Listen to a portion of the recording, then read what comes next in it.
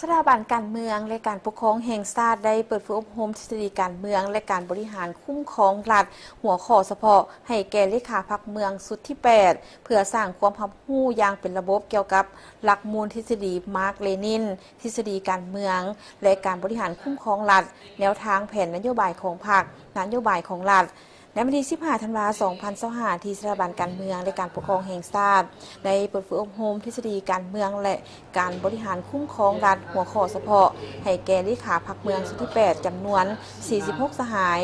โดยการเป็นประธานของสหายห้องศาสตราจารย์ภูวงศ์อุ่นคำแสนเลขาคณะบริหารงานพรรคหัวหน้าสถาบันการเมืองและการปกครองแห่งชาติครูอาจารย์และนักศึกษาทฤษฎีการเมืองในการบริหารคุ้มครองรัฐเข้าร่วมการเปิดศูนย์อบรมในครั้งนี้อยู่ระยะที่ทั่วภาคทั่วรัฐและทั่วปวงชนลาวทั้งชาติพร้อมสงสัยพันขยายมติกองประชุมใหญ่ครั้งที่ 11 ของพรรคแผนพัฒนาเศรษฐกิจสังคมแห่งชาติ 5 ปีครั้งที่ 9 ของรัฐในไทยสมัยและจัดขึ้นในท่ามกลางที่พวกเขาพวมเฉลิมฉลอง 3 วันประวัติศาสตร์ของชาติคือวันสั่งตั้งพรรคครบรอบ 70 ปีวันสถาปนาสาธารณรัฐประชาธิปไตยประชาชนลาวครบรอบ 50 ปีวันเกิดประธานไกรสอนพรหมวิหารครบรอบ 105 ปี ไปพร้อมสร้างขบวนการต้นรับกองประชุมใหญ่ครั้งที่ 12 ของพรรค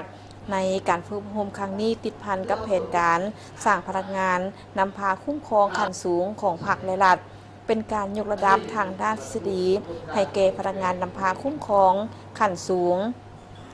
โดยเฉพาะการเรียนทางด้านทฤษฎี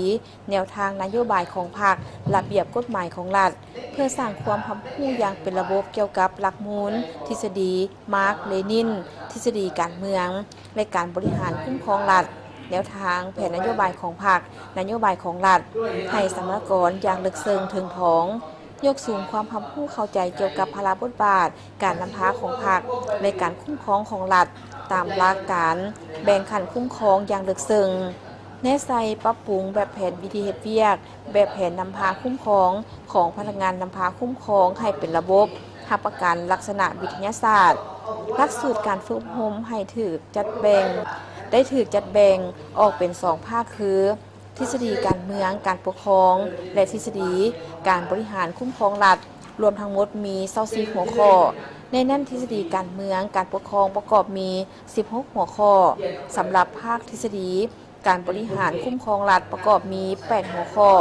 โอกาสนี้ทานภูวงศ์อุ่นคำแสนได้มีคำเห็นว่าการเรียนทฤษฎีการเมืองแม้นมีความสำคัญที่สุดสำหรับพนักงานที่อยู่ในตำแหน่งนำพาคุ้มครองก็คือพนักงานสืบทอดเป็นแทนอยู่ขั้นท้องถิ่นภาคฐานฉะนั้นมันจึงมีความจำเป็นอย่างยิ่งที่จะต้องได้เรียนรู้เพื่อปรับปรุงความหนักแน่นทางด้านทฤษฎีการเมืองกำหนดแนวทางนโยบายมติคำสั่งของพรรคฝึกฝนตนเองในการเรียนรู้ทฤษฎีสมเทียบกับพฤติกรรมตัวจริงมีทัศนคติรักมั่นสุนสั้นกรรมกรอย่างแท้จริง